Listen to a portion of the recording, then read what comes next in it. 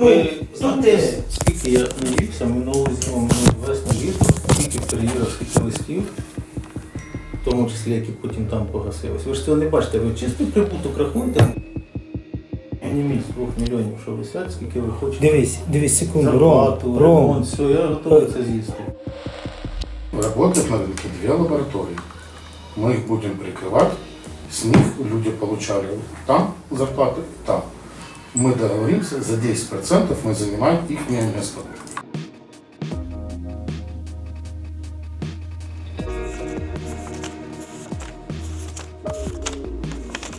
Так, мільйон туди, мільйон сюди. Ще там треба віддати. Цих мільйонів так багато і всім треба. Але ж головне не забути про себе. А якщо раптом щось піде не так, то все можна швиденько переграти. Використовуючи високі державні посади, звісно ж. Всім привіт! Я Оля і ви дивитесь Бігус.Інфо. На початку цього року я розповідала про те, як в Україні з'явилася нова приватна лабораторія, яка настільки сподобалась керівництву Держлікслужби, що там одразу дали їй і добро на контроль лікарських засобів, і купу замовлень на мільйони гривень. І от за нашими даними, з моменту створення цей добробут Лікелаб зумів наотримувати вже понад 50 мільйонів гривень. Це так, якби хтось питав, наскільки прибутковим є такий бізнес. Тоді, трохи покопавши, ми з'ясували, що офіційні власники лабораторії максимально схожі на номінальних. І привели вони нас до, як несподівано, керівника Держлікслужби і працівника СБУ, який за профілем займався саме фармринком. Обидва тоді, хто б сумнівався, намагалися заперечувати свою причетність. І паралельно буде якось пояснити походження нових дорогих родинних активів. Пройшло трохи часу і... НАБУ провело обшуки в Держлікслужбі. Ви все правильно зрозуміли. НАБУ прийшло з обшуками до керівника Держлікслужби саме по цій справі. Бо взагалі-то, керуючи державною структурою, не можна просто брати і заробляти на ній, використовуючи свою посаду для бізнесу. Не прийнято так в цивілізованих країнах. Але розповідати я буду не про синергію антикорів. Ми отримали додаткові дані, які не лише ґрунтовніше підтверджують причетність посадовця і СБУшника до заробітку на державі, але й демонструють, що все ще гірше, ніж нам здавалося. Карти, гроші... Ліки, лаби, 2 бізнесмени. А ще поділ мільйонів гривень, лайфхаки по їх виведенню і спроба купити невихід нашого розслідування про це все, яка, звісно ж, провалилася. Ось це теми нашого сьогоднішнього відео. Таке собі нутро державного апарату, як воно є. Але перед тим, як ми розпочнемо, я традиційно і дуже швидко нагадаю про важливість підписки на наш YouTube-канал. Якщо ви досі дивитесь наші відео без неї, то це чудова нагода зробити це прямо зараз. Підпишіться, так ви не пропустите наші відео у новому році. А тепер погнали!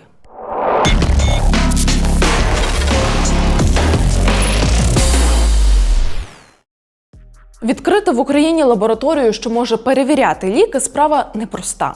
Для пересічного бізнесмена. Але якщо цим займаються свої люди, то все сильно спрощується. Стає дуже перспективним, швидким і максимально прибутковим. Я зараз ще раз коротко нагадаю контекст, щоб освіжити пам'ять, і підемо далі. Отже, є Держлікслужба. Якщо все спростити, то саме від неї залежить, які ліки потрапляють в аптеки, а які ні. Бо саме ця структура контролює якість та безпеку лікарських засобів. І ще купу всього в цій сфері. Іноді цей контроль відбувається візуально, а іноді препарати відправляють на лабораторний аналіз. Підстави, по суті, визначає Держлікслужба. І вона ж визначає, яким лабораторіям ці самі аналізи замовляти. Трохи навіть не так. Саме Держлікслужба визначає лабораторії, які в принципі можуть проводити відповідні дослідження. Новостворена добробут Лікелаб вже через 3 місяці після реєстрації мала все необхідне, а ще через тиждень почала отримувати замовлення від Держлікслужби. Формальними власниками лабораторії вписали звичайнісінького прораба і жіночку з крихітного села десь посеред Київської області. І треба ж таке, жіночка виявилася односельчанкою керівника Держлікслужби Романа Ісаєнка. А прораб, як з'ясувалося, працював на об'єктах нерухомості, які несподівано різко почала скуповувати матір раніше відповідального за фармринок працівника СБУ Валентина Оврамця. Ба більше, лабораторія і взагалі відкрилася в приміщення, яке напередодні оформили на його тещу. Як там зазвичай в кіно кажуть, Всі імена вигадані, всі збіги випадкові. Так ось, тут все навпаки. Провернути цю історію, схоже, було непросто. Принаймні, ми про це дізналися тільки зараз. Ви знаєте, скільки я навівся минулого зиму, весну літо, скільки перевірив, скільки листів, в тому числі, які потім там погасилися. Так, це голос схожий на голос вже згаданого Ісаєнка. І голос цей розповідає цікаве. Втім, я ще трохи потягну інтригу і продовжу з контекстом. Бачите, створення лабораторії – це дорого. Якщо в тебе є адмінресурс, який залагодить всі питання з дозволами, замовленнями – це супер. Якщо в тебе є силовик, який стане умовним дахом – це прекрасно. Але якщо в тебе немає грошей на спеціальну апаратуру, дорогу апаратуру, то нічого не вийде. Відтак, в створення Добробут Лікелаб мав хтось вкластися ще й грошима. Коли ми готували перший матеріал, то наші співрозмовники казали, що в компанії з Ісаєнком і Говорамцем був ще третій персонаж, який і інвестував в усе це діло. Це Віктор Гринчук. Тоді ми це ім'я не згадували, адже його присутність в цій історії ніяк не доводилася, а зв'язатися з чоловіком виявилося вкрай проблематично. Втім, тепер ми точно знаємо, що наші співрозмовники не помилялися, бо після того, як НАБУ сходило на обшуки в Держлікслужбу по цій історії, нам вдалося сконтактувати з Гринчуком. Але давайте про все по порядку. Отже, 2023, незадовго до створення лабораторії. Створення лабораторії. Рома Ісаєнко, цей, що голова у нас Держлікслужби України, написав мені, я десь, я військовий взагалі, то став військовим доброволець з 24 числа 22 року пішов. То він десь написав, коли будете в Києві, треба там зустрітися, переговорити. Це, власне, і є Віктор Гринчук. Нині військовий, а до служби власник великого та прибуткового аграрного бізнесу. А ще земляк і давній знайомий Ісаєнка. Вони обоє з села Побережка у Київській області, ба більше – з однієї вулиці. Зараз Гринчук каже, що Ісаєнко пропонував зайнятися аптечним бізнесом одразу, як очолив Держлікслужбу. Пропозиція бізнесмена не зацікавила, але у 2023-му, за словами Гринчука, Ісаєнко прийшов із новою ідеєю. Я приїхав в Київ, коли там це хай був березень, квітень місяць, не пам'ятаю. Зустрівся, він каже, можемо ці всі ліки вже перевіряти. Кажу, що ти маєш на увазі? Каже, є державні лабораторії, можна відкрити частну лабораторію, я шукаю людину, як інвестора, хто вкладе і матиме так само доход. Декларація Ісаєнка прямо свідчить про те, що купівлю дороговартісного обладнання сам він не потягнув би. Власнику ж аграрного бізнесу це було по кишені. Ідея Гринчука зацікавила, тож почалося обговорення. На слідущу зустріч, я не знаю, коли там це відбулося, каже, в мене готовий бізнес-план. Зустрілися, був ще з ним один чоловік. Я запитую, хто це. Він каже, це Валентин, там знайомий, каже, він буде що там займатися цим усім. Кажу, якщо ти там знаєш людину, хай займається. Як оказалось, це і є цей же Валентин Аврамець. Втім, займатися в реальності і займатися за документами в Україні давно дуже різні речі. Тож потрібні були формальні власники майбутньої лабораторії.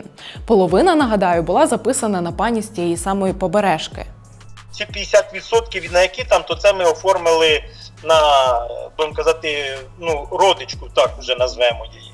Іншу половину лабораторії записали на будівельника Дмитра Устіка.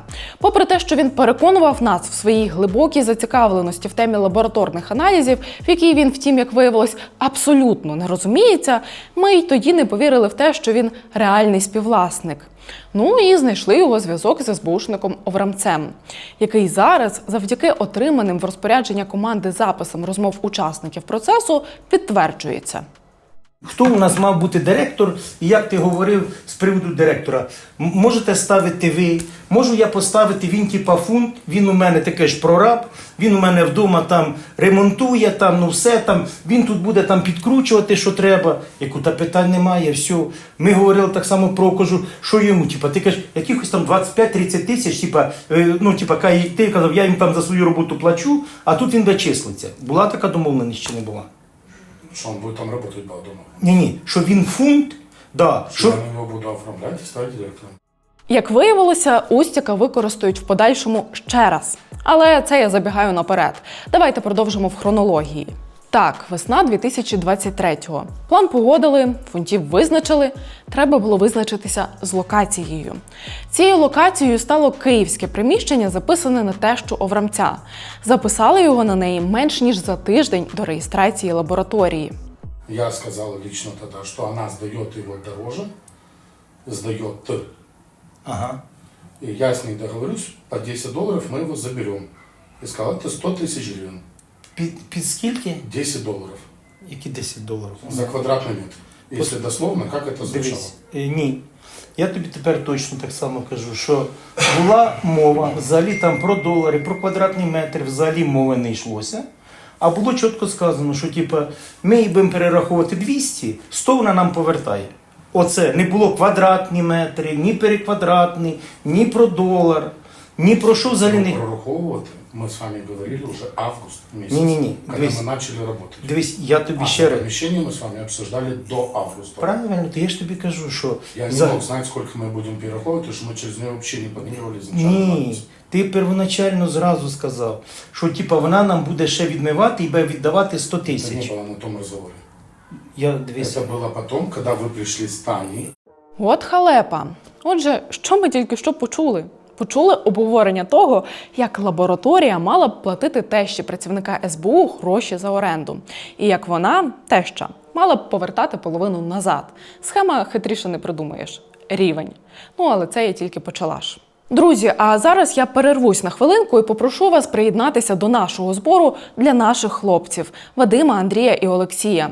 Раніше вони наздоганяли корупціонерів, а тепер наздоганяють бісових почвар і рятують поранених військових на фронті. Для них у День Збройних сил ми розпочали великий збір на дрони, НРК та іншу техніку. Сума велика, але разом ми її точно подолаємо. QR-код ви зараз бачите на екрані, а лінк на банку зможете знайти в описі під відео. Дякуємо.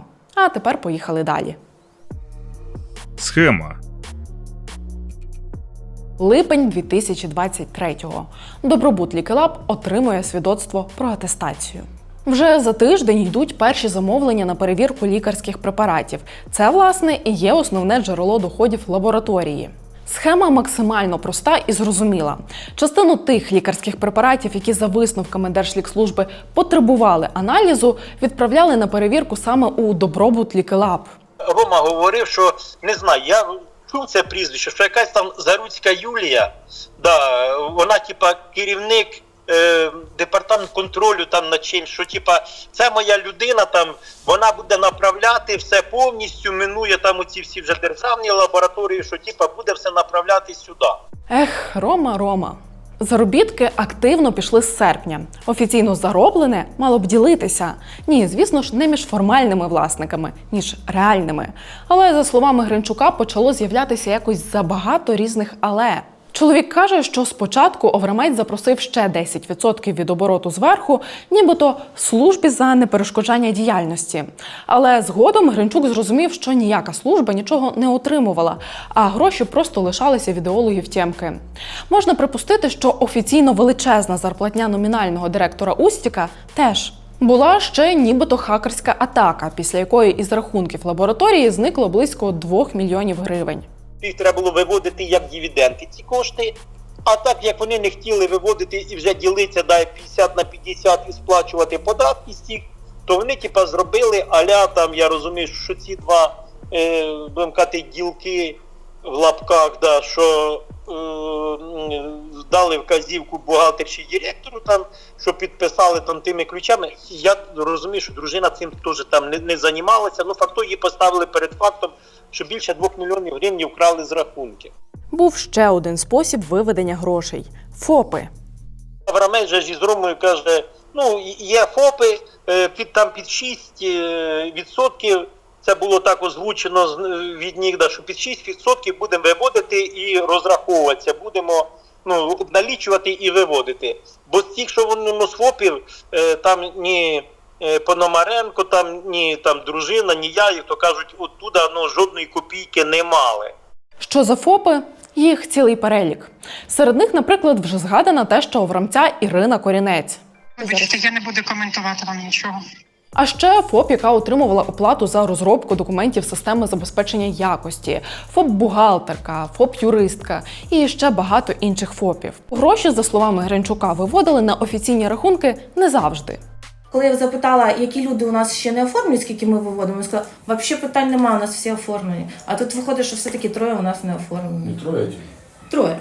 Бухгалтер не оформлена, Свідзінська не Она наш оформлена. ФОП у нас. А при чому здесь? Вона отримує зарплату. Ми знали, Она не їй по платимо. контракту. Ми знали, їй платимо. Вона не оформила на нас рік. Ми То наль есть гроші їй доллар, платимо. то, что она там сидит как ФОП, это не оформлено. Ні. А чому? Ми їй платимо зарплату. Ні. Вопросов нет. Ми їй Меня платимо, оформлено. ми налом їй платимо через на розрахунковий рахунок. Наличные наберут. Ну, то це для мене не оформлена людина. Скільки було цього налу, лишається тільки здогадуватися. Ну, або прикинути завдяки обновкам, які ми тоді познаходили в родин Ісаєнка та Оврамця. Дружина останнього, наприклад, стала власницею землі в дорогому передмісті Києва. Прикинути ціну такої ділянки дуже легко за допомогою сервісу Лун. Це мільйони гривень. А його матір вклалася в будинок в самій столиці і землю біля курортного Буковелю. Ледь не забула. Прибутковість цієї схеми можна виміряти ще одним способом. Тоді, на початку року, коли учасники дізналися про те, що ми готуємо матеріал, вони, за даними наших джерел, почали шукати способи зарішати. І вийшли на якогось Володимира, який назвався нашим представником і пообіцяв за $40 тисяч вирішити всі питання з невиходом розслідування. Любі наші всі. Якщо вам хтось називає суми і запевняє, що з нами можна домовитися, маємо погані новини. Вас не ***ють. Якщо ж ви або ваші знайомі вже платили, як от в цьому випадку, за невихід матеріалу, сюрприз. Це теж був обман. Опції домовитися, порішати чи замовити розслідування або його невихід у нас не існує в принципі. Тож не годуйте шахраїв і, будь ласка, не поповнюйте їхні лави. Володимир, наскільки нам відомо, нині змушений повертати аванс незадоволеним замовникам, бо ж розслідування вийшло. Після публікації, повторюся, Національне антикорупційне бюро зайнялося відповідним кримінальним провадженням. А кілька тижнів тому слідчі провели обшуки в Держлікслужбі і, зокрема, в кабінеті Ісаєнка.